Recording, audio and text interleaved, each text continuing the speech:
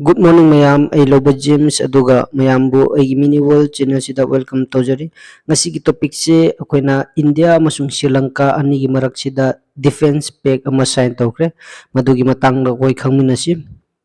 April ki tang marida mayamna khangiduni India gi Prime Minister Modi se Thailand da chaki Bangkok da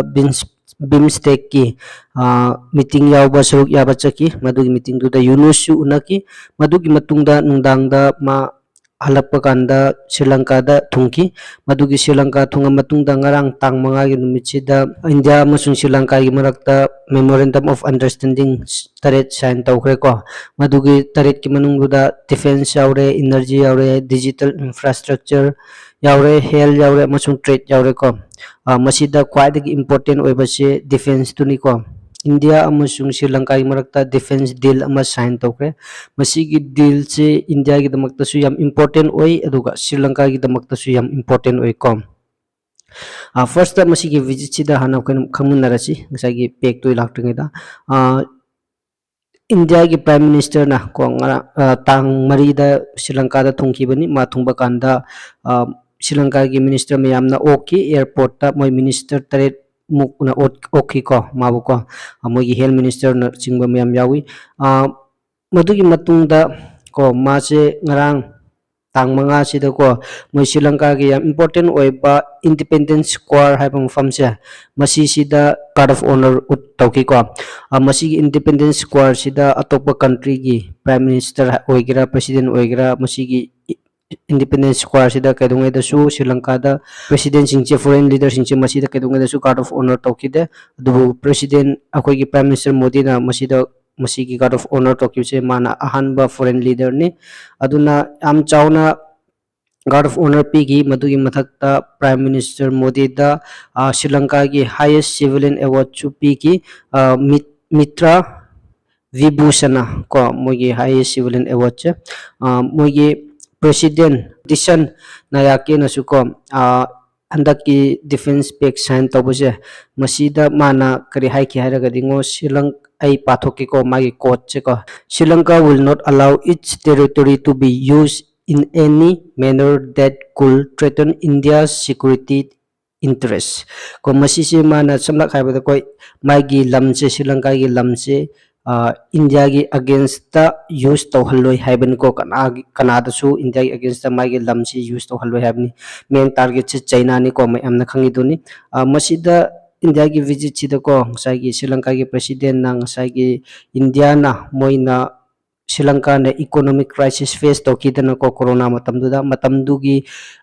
crisis to da India na moida mating pangki budo madu yamna thagat pa fungdoki matamdu da India na pangki si around 4.5 billion dollar ni ko yam chawba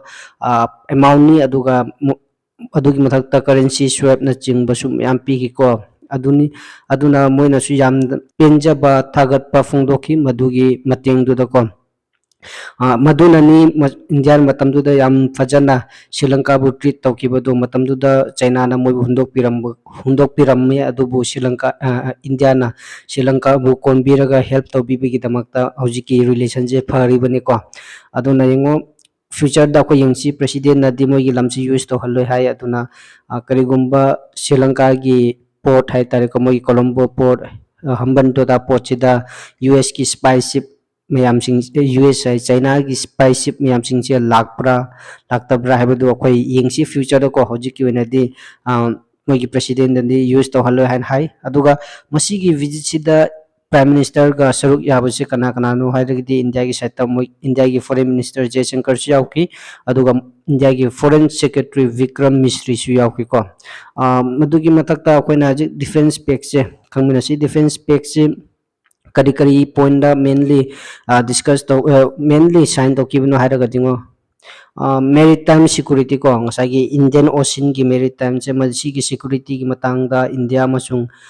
Sri Lanka se collaborate tawgani ko adu matungda joint military exercise means India ga Sri Lanka gi sebai sing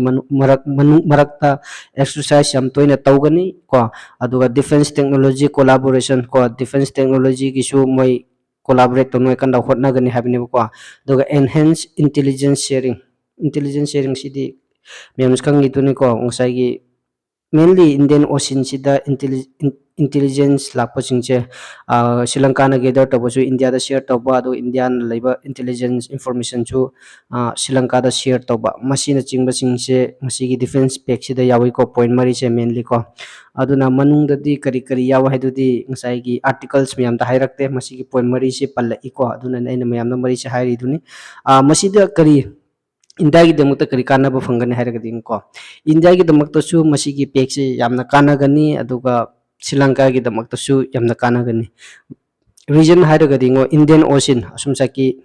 Bay of Bengal leira asum saita Arabian Sea su leira ko masigi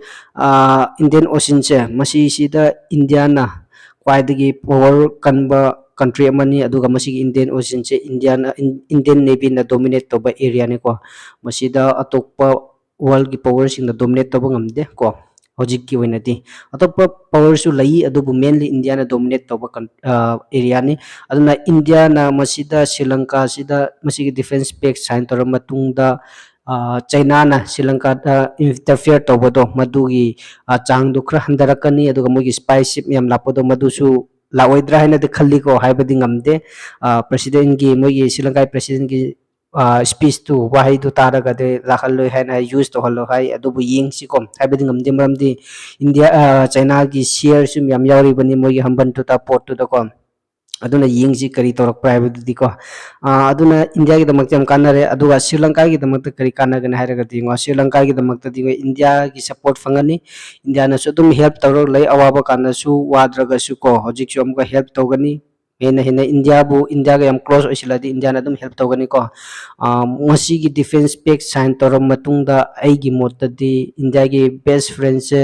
ahan bada Bhutan leire ani subada Sri Lanka na hena lobada kreso kai dabra hena khalli ko adna yengsi masi gi defense pact se kyamu kuina chapra haibadu so kai khangmina si ko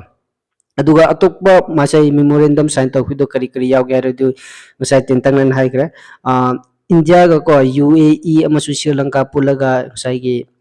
Sri Lanka da energy park ama semgat kadori madugisu masirigi MOU da yaure aduga digital payment gi matang da su ngasai gi memorandum MOU da yaure masigi digital payment se akoi UPI dune ko masi che last year Sri Lanka da lakhrabni adu hojik kana hena yamna afaba quality da madu da use taba horani samna habada akoi gi India gi tourist sing Sri Lanka da koi bachalaga di nang currency change tumu ai dakar tadre nangi phone de gi dum direct UPI payment to boy yabagi maram dan ni hojik ngangnari chi ko aduna masi yarani ko nang tourist wena chalag su India gi UPI phone de gi dum UPI pay to yarani haibni ko masi ama lere aduga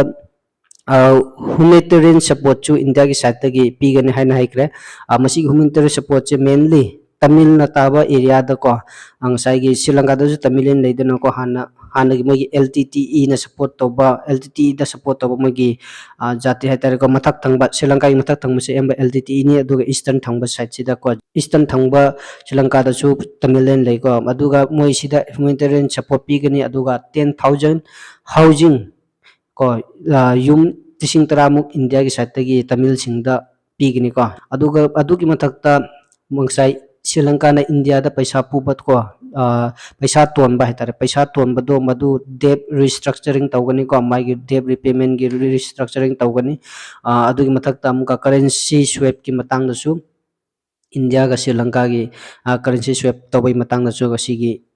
memorandum of understanding de yaure ko aduna masigi visit che yamna successful visit amani sam mainly defense pact sign tawkibase ko masigi defense pact se India ki damakta yam kanare maramdi